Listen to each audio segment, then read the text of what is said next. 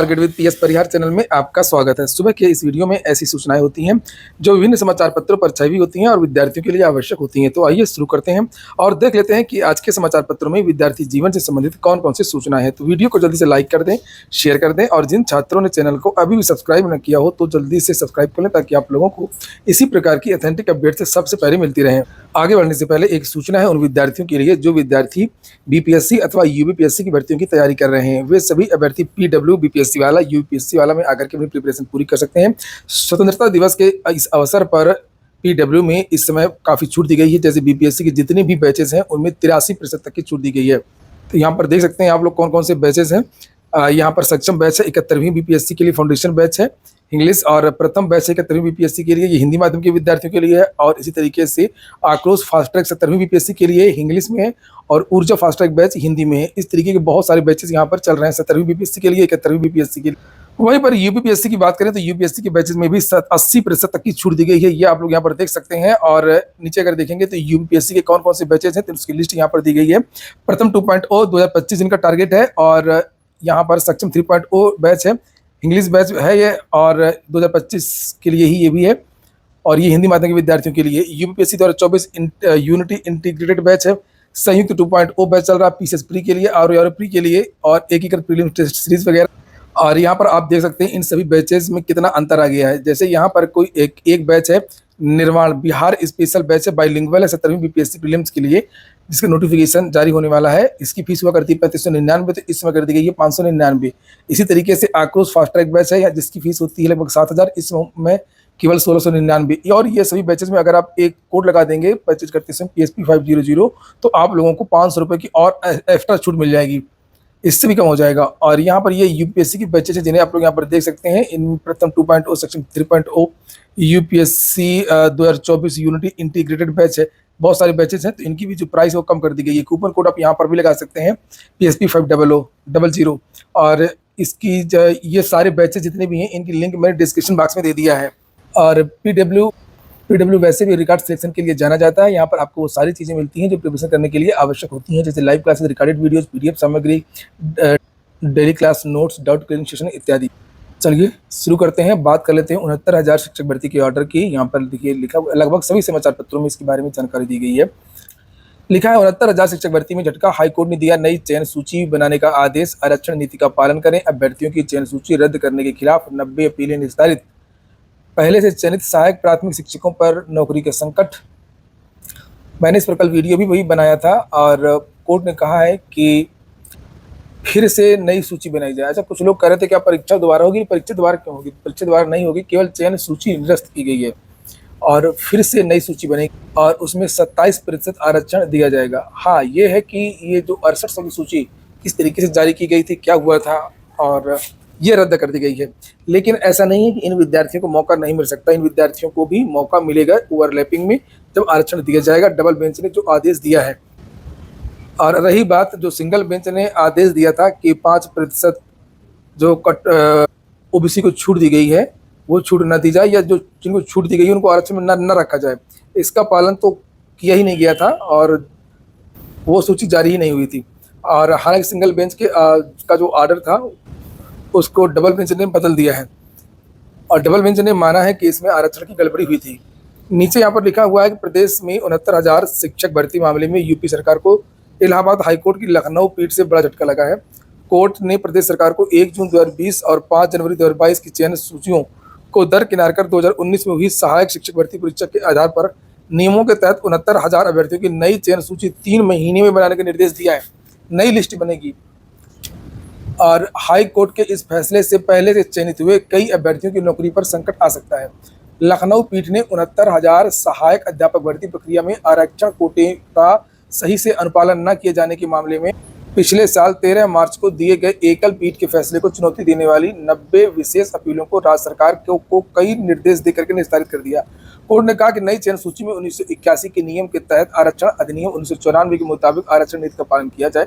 अगर आरक्षित वर्ग के अभ्यर्थी की मेरिट सामान्य श्रेणी के बराबर आए तो सामान्य श्रेणी में माना जाएगा। इन निर्देशों के तहत ऊपरी क्रम में आरक्षण दिया जाएगा, यानी कि फाइनल मेरिट एकेडमिक प्लस जो सुपर टेट हुआ था उस पर आरक्षण दिया जाएगा। हालांकि मेरिट ऐसी ही बनी थी आगे लिखा हुआ है कि कोई कार्यरत अभ्यर्थी शिक्षक प्रभावित अगर होता है तो राज्य सरकार या सक्षम प्राधिकारी उसे सत्रांत का लाभ प्रदान करेंगे, जिससे इसका खामियाजा जो पढ़ रहे हैं छात्र यानी कि जो छात्र विद्यार्थी हैं उनको न मिले, वो प्रभावित ना हो। और लिखा आरक्षण विसंगति रद्द की थी 6800 अभ्यर्थियों की सूची। तो ये सिंगल बेंच के आदेश के बारे में यहाँ पर लिखा हुआ है। तो अब ये देखने वाली बात होगी कि आखिरकार अब जो नई सूची बनेगी कितने विद्यार्थी अंदर होंगे और कितने विद्यार्थी बाहर होंगे। इसमें पद तो नहीं बढ़ेंगे। देखिए, बहुत लोग कह रहे हैं समायोजन के लिए या 68,500 के पदों को जोड़ दिया जाए, ऐसा कहीं कुछ नहीं होगा। भर्ती 69,000 के नाम से हुई थी तो 69,000 ही भर्ती होगी और इसमें से जो बाहर हो सकते हैं वो केवल और केवल सामान्य वर्ग के विद्यार्थी बाहर हो सकते हैं, क्योंकि ये मामला आरक्षण का था और आरक्षण को लेकर के ही जो है कोर्ट ने कल आदेश दिया। तो इसमें समान वर्ग के कुछ विद्यार्थी बाहर हो सकते हैं और कुछ विद्यार्थी ओबीसी के अंदर हो सकते हैं। और ऐसा नहीं है कि इसमें बहुत ज़्यादा विद्यार्थियों को मौका मिलेगा या बहुत ज़्यादा विद्यार्थी बाहर किए जाएंगे, ऐसा बिल्कुल भी नहीं हो पाएगा। और ऐसा भी नहीं है कि इसमें ओवरलैपिंग ना हुई थी, पहले से भी इसमें ओवरलैपिंग हुई थी, लेकिन किस तरीके से हुई थी ये किसी को नहीं पता है। और अगर ओवरलैपिंग नहीं होती तो जो ओबीसी कोटे की जो सीटें हैं 18,598, तो उसमें से 31,000 ओबीसी के छात्रों का चयन कैसे होता, आप लोग खुद सोचिए। और इसमें जो ओबीसी के जो छात्र थे 12,630, इनका जो जनरल में भी चयन हुआ था, ये ओवरलैपिंग हुई थी। तो मौका मिलेगा, लेकिन देखते हैं कि आगे क्या होता। और जो जनरल की जो सीट थी 34,000, उसमें जो ओवरलैपिंग हुई है उसमें 12,630 ओबीसी, 1,637 अनुसूचित जाति और 21 अनुसूचित जनजाति के छात्र थे और 20,000 सामान्य श्रेणी के छात्र थे 17,000 में। तो अगर मैं मोटा मोटा अनुमान बताऊं कि लगभग 7,000 के आसपास जो सीटें हैं ये नए ओबीसी छात्रों को मिल सकती हैं और लगभग इतने ही जो छात्र हैं वो बाहर हो सकते हैं जनरल के, ये जो 20,301 जो चयनित हैं इसमें से। लेकिन अभी कुछ भी कहना मुश्किल है, अभी मामला बहुत है, अभी तो जाएगा मामला ये सुप्रीम कोर्ट। अभी इसमें एक और विवाद है, लगभग हैं जिनकी भी ज्वाइनिंग रुकी हुई है, जिनका 1 नंबर बढ़ गया था, जो विद्यार्थी कोर्ट गए थे और लेकर 1 नंबर से पास हुए भर्तियों को भी अब नौकरी की आस है। परिषदीय प्राथमिक स्कूलों में 69,000 सहायक अध्यापक भर्ती में आरक्षण विवाद का मसला हाईकोर्ट की लखनऊ बेंच से हल होने के बाद 1 नंबर से पास अभ्यर्थियों को नौकरी की उम्मीद जग गई है और इस भर्ती के लिए 6 जनवरी 2019 को आयोजित लिखित परीक्षा के एक प्रश्न के 4 विकल्प गलत थे, लेकिन 12 मई 2020 को घोषित परिणाम में परीक्षा नियामक प्राधिकारी कार्यालय के विशेषज्ञों ने एक विकल्प को सही मान लिया था। तो जब सूची बनेगी तब इनको भी मौका दिया जाएगा। ये भी नए जो 1,000 विद्यार्थी हैं ये भी इसमें आएंगे। जम्मू और हरियाणा में चुनाव का ऐलान कर दिया गया है, लेकिन जम्मू कश्मीर में 3, हरियाणा में 1 फील्ड में होगी वोटिंग। 4 अक्टूबर को आएंगे दोनों राज्यों के चुनाव के नतीजे। महाराष्ट्र व झारखंड में चुनाव की घोषणा अभी नहीं हुई है। SSLV D3 की EOS 08 के साथ सफलता की उड़ान, ये पर्यावरण आपदा की जानकारी देगा EOS 08। इसरो ने छोटे रॉकेट SSLV D3 को लॉन्च कर एक और कीर्तिमान रच दिया है। इसके साथ ही देश को नया रॉकेट मिल गया है। बेहद कम खर्च में कुछ ही घंटों में बनकर के तैयार होने वाला यह रॉकेट अंतरिक्ष मिशनों में महत्वपूर्ण भूमिका निभाने के साथ ही निजी क्षेत्र को भी प्रोत्साहित करेगा।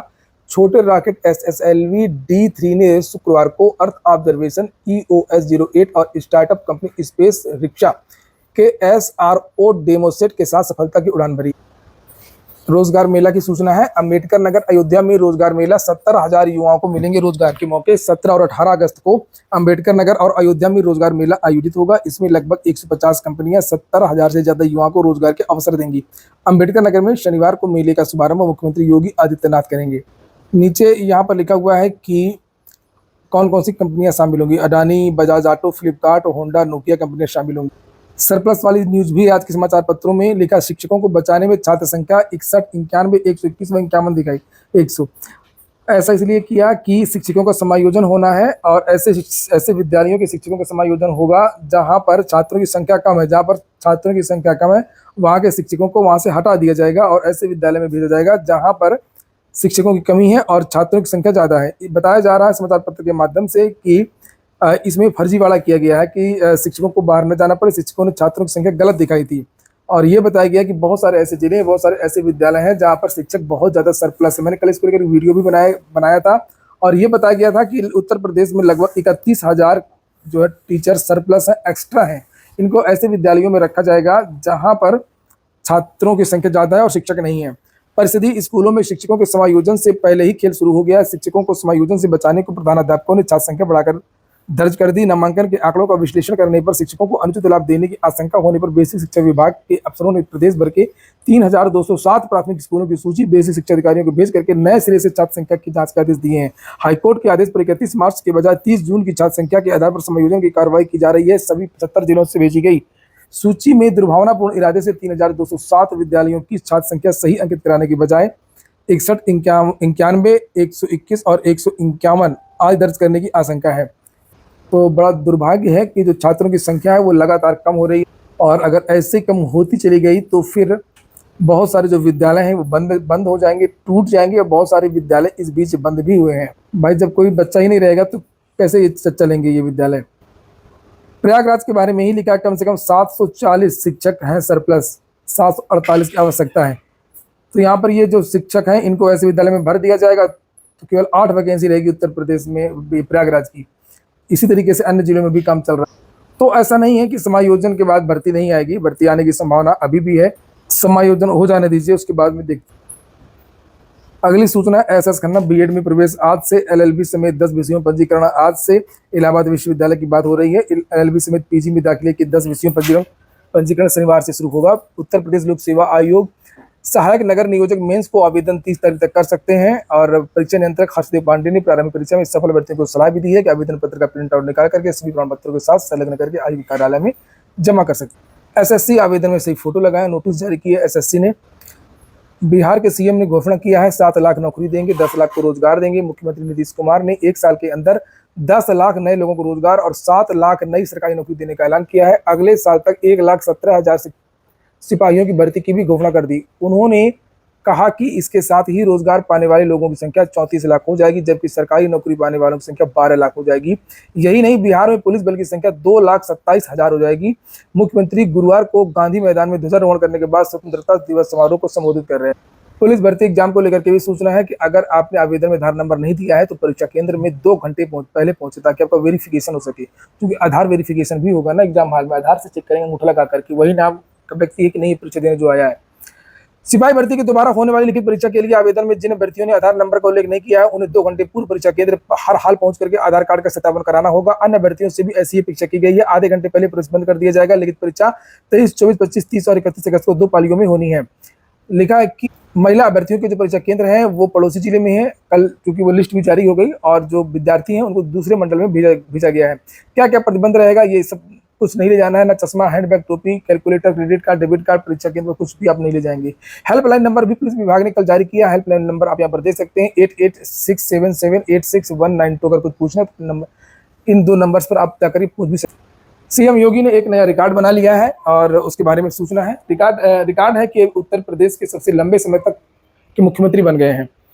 और यहाँ पर ये देखिए लिखा है कौन कितने साल तक मुख्यमंत्री रहा सबसे ज्यादा। तो सबसे नंबर 1 सीएम योगी हो गए हैं। सीएम योगी लगातार, मतलब लगातार, वैसे तो कई लोग हैं लेकिन ये लगातार रहे हैं 7 साल 149 दिन। और यहाँ पर ये मायावती 4 बार तो रही हैं, लेकिन टोटल कार्यकाल 4 बार का इनका है। यहाँ पर 7 साल 16 दिन, ये देखिए। और इन्होंने 8 बार ध्वजारोहण किया। संपूर्णानंद कांग्रेस के मुख्यमंत्री थे, 5 साल 345 दिन रहे हैं लगातार। मुलायम सिंह यादव 6 साल 274 दिन रहे हैं लगातार। एनडी तिवारी के बारे में भी यहाँ पर जानकारी दी गई है। नीचे 10 लाख युवा उद्यमियों को 10 लाख तक का ब्याज मुक्त कर्ज लिखा हुआ है। मुख्यमंत्री योगी आदित्यनाथ ने युवाओं के लिए मुख्यमंत्री युवा उद्यमी विकास योजना की घोषणा की है। उन्होंने कहा कि इसके जरिए 10 लाख युवाओं को रोजगार व स्वरोजगार से जोड़ा जाएगा। युवाओं को 10 लाख तक MSME इकाइयों के गठन के लिए सरकार आर्थिक मदद देगी। इससे लगभग 50 लाख रोजगार सृजित होंगे। सीएम ने घोषणा 78वें स्वाधीनता दिवस पर विधान भवन के समक्ष ध्वजारोहण के बाद दी। तो ठीक है दोस्तों, आज की वीडियो में इतना ही। पूरा वीडियो सुनने के लिए बहुत बहुत धन्यवाद।